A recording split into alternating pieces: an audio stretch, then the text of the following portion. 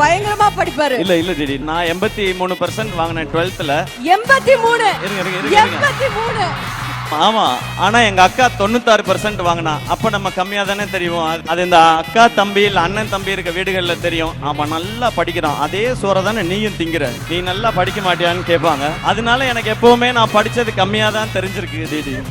நான் ஃபைனலா ஒண்ணு தான் சொல்றேன், லைஃப்ல நீங்க ஜெயிக்கணுமா இல்ல சம்பாதிக்கணுமா, வீடு வாங்கணுமா, கார் வாங்கணுமா, இல்ல சக்சஸ்ஃபுல்லா இருக்கணுமா, அம்மா அப்பாவை பாத்துக்கணுமா, எல்லாரும் முன்னாடியும் மரியாதையா இருக்கணுமா, எல்லாருக்கும் சமமா இருக்கணுமா, ஒன் ஸ்டாப் சொல்யூஷன்.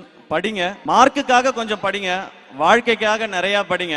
நான் மார்க்குக்காக படிச்சேன், ஆனா வாழ்க்கைக்காக படிச்சேனான்னு தெரியல. அது அனுபவத்துல வருது. நீங்க மார்க்குக்காக படிக்கிற அதே நேரத்துல வாழ்க்கைக்கான தேவையானதையும் நிறைய படிங்க. இங்க இருக்கிற அத்தனை பேருக்கும் ஒன்னு சொல்லிக்கணும்னு தான் நினைக்கிறேன். உங்க எல்லாராலையும் இப்ப நீங்க என்ன செய்துட்டு இருக்கீங்களோ அதை தாண்டி ஒன்னு செய்ய முடியும். அது எதை வச்சு சொல்றேன் அப்படின்னு கேட்டீங்கன்னா, என்னாலே முடியும் போது உங்களால இன்னும் நிறைய முடியும்.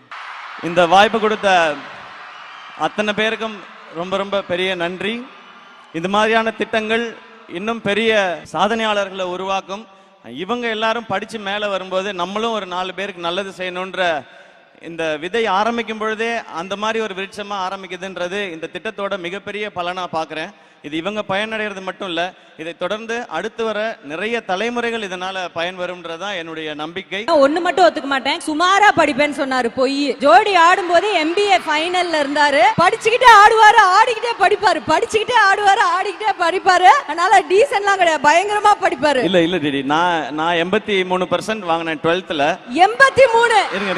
83. ஆமா, ஆனா எங்க அக்கா 96% வாங்கினா. அப்ப நம்ம கம்மியா தானே தெரியும். அது இந்த அக்கா தம்பி இல்ல அண்ணன் தம்பி இருக்க வீடுகள்ல தெரியும். அவன் நல்லா படிக்கிறான், அதே சோற தானே நீயும் திங்கிற, நீ நல்லா படிக்க மாட்டியான்னு கேட்பாங்க. அதனால எனக்கு எப்பவுமே நான் படிச்சது கம்மியா தான் தெரிஞ்சிருக்கு டிடி. நான் ஃபைனலா ஒண்ணு தான் சொல்றேன், லைஃப்ல நீங்க ஜெயிக்கணுமா இல்ல சம்பாதிக்கணுமா, வீடு வாங்கணுமா, கார் வாங்கணுமா, இல்ல சக்சஸ்ஃபுல்லா இருக்கணுமா, அம்மா அப்பாவை பாத்துக்கணுமா, எல்லாரும் முன்னாடியும் மரியாதையா இருக்கணுமா, எல்லாருக்கும் சமமா இருக்கணுமா, ஒன் ஸ்டாப் சொல்யூஷன். படிங்க, மார்க்குக்காக கொஞ்சம் படிங்க, வாழ்க்கைக்காக நிறைய படிங்க.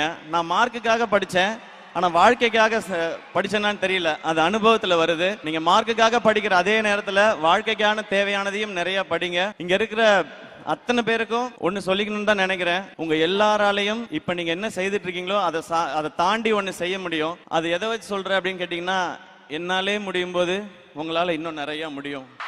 இந்த வாய்ப்பு கொடுத்த அத்தனை பேருக்கும் ரொம்ப ரொம்ப பெரிய நன்றி.